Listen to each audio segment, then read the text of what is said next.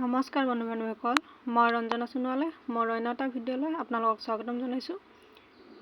আজি আকৌ আহিছোঁ এটা নতুন ৰেচিপি লৈ। এয়া নাৰিকল আৰু চেনি একেলগে ৰেডি কৰি লৈছোঁ। নাৰিকলখিনি আগতেই কাটি ল'লোঁ। নাৰিকলৰ এয়া কলা অংশখিনিও কাটি পেলাই দিছোঁ। এতিয়া গোটেইখিনি চেনি আৰু নাৰিকল মিক্সাৰত দি ল'ম। এয়া নাৰিকল আৰু চেনিখিনি মিক্সাৰত মাৰি ল'লোঁ, কাৰণ একেবাৰে মিহি কৰিব নালাগে, সেয়ে মই এনেকৈ ৰাখি দিছোঁ। এতিয়া আধা পিছা নাৰিকল আৰু চেনিখিনিৰ লগত মই চাহ খোৱা কাপেৰে 2 কাপ ময়দা এড কৰি দিছোঁ। এতিয়া সাধাৰণ পানী এড কৰি এইখিনি মিশ্ৰণ কৰি ল'ম। এয়া মিশ্ৰণটো দেখিব পাইছে। পানীখিনি আপোনালোকে নিজৰ আন্দাজ অনুসৰি দিব। আন্দাজ বনাই দিলে ভাল হয়, কাৰণ এইটো মিশ্ৰণ বেছি পনীয়াও হ'ব নালাগে, বেছি গোটাও হ'ব নালাগে। ভালদৰে বস্তুখিনি মিহলাই ল'ব লাগে।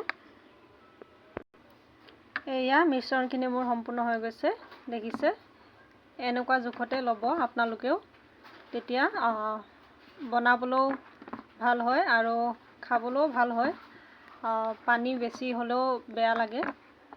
গুড় থাকিলেও ভাল হয়, গুড় থাকিলে দিব পাৰে। আৰু মই এতিয়া বনাবৰ বাবে গিলাচ এটা ৰেডি কৰি ৰাখিছোঁ। এয়া গিলাচটোত অলপমান মিঠাতেল দিছোঁ।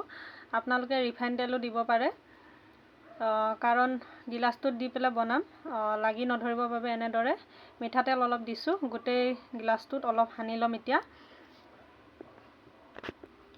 এয়া মই যিহেতু গিলাচটো ৰেডি কৰি ৰাখিছোঁ আৰু গিলাচটোত সম্পূৰ্ণ তেল দিয়া হৈ গৈছে, সেয়ে মই এড কৰি দিছোঁ। এতিয়া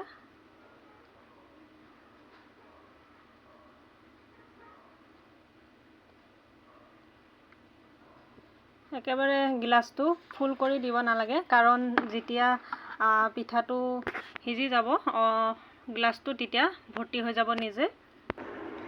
আৰু এয়া আপোনালোকে দেখিবলৈ পাইছে, মই পিঠা বনাবৰ বাবে জুইত এনেদৰে অলপ কুকাৰত পানী গৰম হ'ব দি এখন ষ্টিলৰ প্লেট তাত দি দিছোঁ, দেখা পাইছে। এয়া এখন ষ্টিলৰ প্লেট, পানীত অলপ বুৰ যাওঁ নাযাওঁ এনেকুৱাকৈ দি ৰাখিছোঁ। তাতে মই এতিয়া গিলাচটো বহাই দিম। এয়া এনেদৰে বহাই দিলোঁ। এতিয়া মই কুকাৰৰ ঢাকনখন মাৰি দিম। এয়া প্ৰায় 10-15 মিনিটমান হৈ গ'ল। মই এতিয়া ঢাকনখন খুলি দিছোঁ, কাৰণ মই জুইত বনাইছোঁ, আপোনালোকে দেখিবলৈ পাইছেই। এয়া এনেদৰে ষ্টিক থাকিলে ষ্টিকৰ সহায়েৰে আপোনালোকে এনেদৰে চাব পাৰে। এয়া সম্পূৰ্ণ সিজি গৈছে, দেখিছেনে। এয়া ষ্টিকত অলপো লাগি অহা নাই, মানে সম্পূৰ্ণ সিজি গৈছে। যদি আপোনালোকৰ তাতে ষ্টিক নাথাকে, আপোনালোকে কাটা চামুচৰ সহায়েৰে চাব পাৰে এনেদৰে। এয়া বাকী থকা মিশ্ৰণখিনি মই এই সৰু গিলাচটোত দিলোঁ। এয়া দেখিছে, সেইটোও সম্পূৰ্ণ হৈ গৈছে। আৰু আগতে আপোনালোকক দেখুৱাই দিয়া এই ডাঙৰ গিলাচটোৰ মিশ্ৰণখিনি, এইটোও সম্পূৰ্ণ হৈ গৈছে।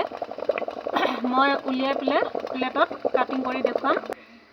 যিহেতু মই গিলাচটোত তেল লগাই দিছিলোঁ সহজে এৰি যাবৰ বাবে, এয়া এনেদৰে দুবাৰমান দিয়াৰ পাছতে কি ধুনীয়াকৈ এৰি গৈছে, দেখিছেনে। এয়া সম্পূৰ্ণ হৈ গ'ল, যিহেতু মই কাটিং কৰি দেখুৱাইছোঁ।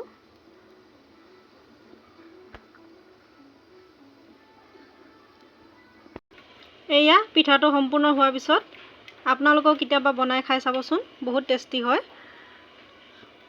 দেখিবলৈ কি ধুনীয়া লাগিছে, নহয়নে বাৰু? খাবলৈও টেষ্টি লাগে। আৰু আপোনালোকে যদি বনায় অলপ পাউডাৰ গাখীৰ এড কৰি দিব পাৰে যেতিয়া মিশ্ৰণখিনি বনাব। মই এটা পিঠাৰ 4 পিচ কৰিছিলোঁ। 1 পিচ আমাৰ বেটাই খাব ধৰিলেয়ে।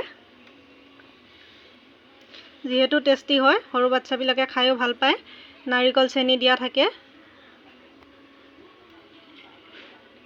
আজিলৈ আহিছোঁ, আকৌ লগ পাম অন্য নতুন ৰেচিপি ভিডিঅ' লৈ আকৌ আহিম।